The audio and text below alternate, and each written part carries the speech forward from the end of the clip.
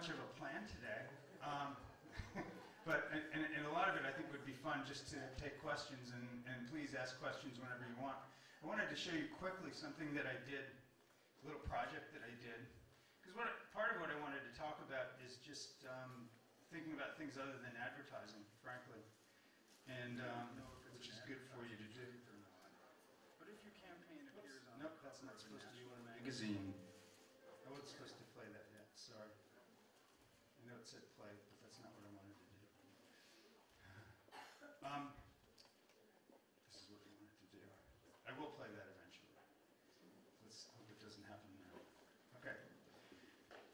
This is my house, and one day I was on an airplane, and I had a picture of it, and I thought it would be kind of cool to put words on my house, you know, like big words like this. And so I did this thing, and I showed it to my wife, and she said no.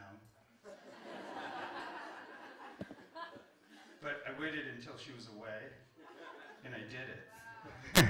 And I want to tell you a little story about how it happened. It's really, and it's not up anymore because she came back. But I went into a sign painting company, and I asked them how I would have this. How could it ever happen?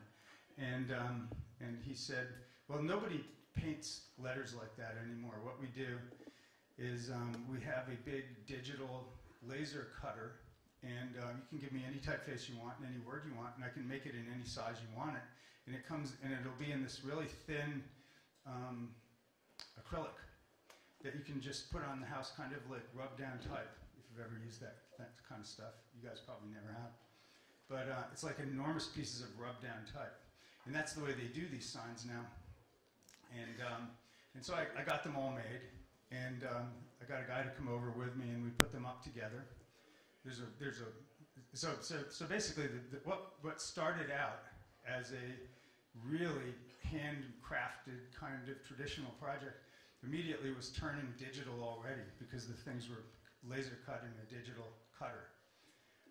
And so this beautiful thing, these words, which my kids helped me pick out, actually became a digital project. And I hadn't expected that. From there, I'll get some other shots of it I can show you. So, you know, the type is interesting. It kind of wraps around parts of the house. We put it up in a way that it looked kind of cool.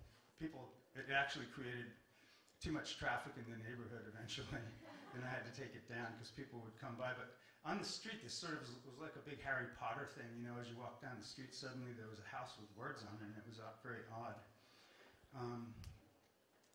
So as I say, it sort of became a digital project as I did it.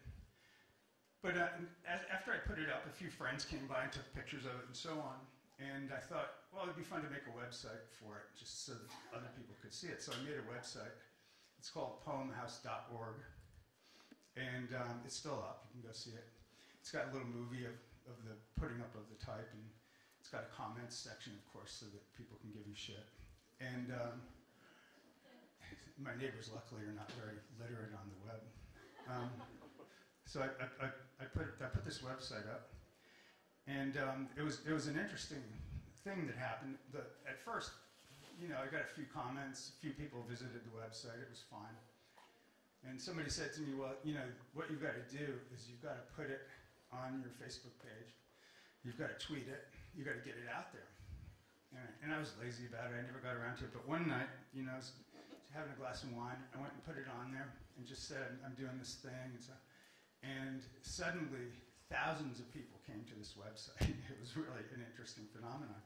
Like, you really could feel the amplitude that you get from social media.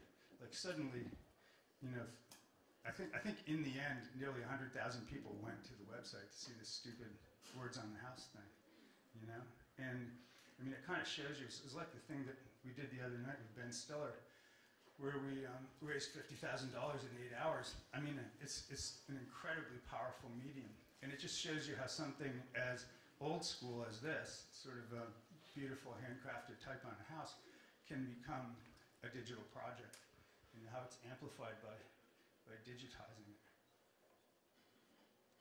The real reason I wanted to talk about that was to encourage you to do things outside of advertising, because I think they're really good for your head.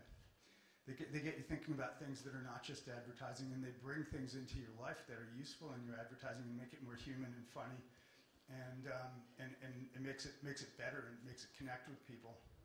I particularly encourage that for people that live in countries like Romania, where they think, well, how big is the advertising community in Romania? I don't know, but sometimes when I've spoken to people from countries like that, they're like, yeah, well, I'm in Romania.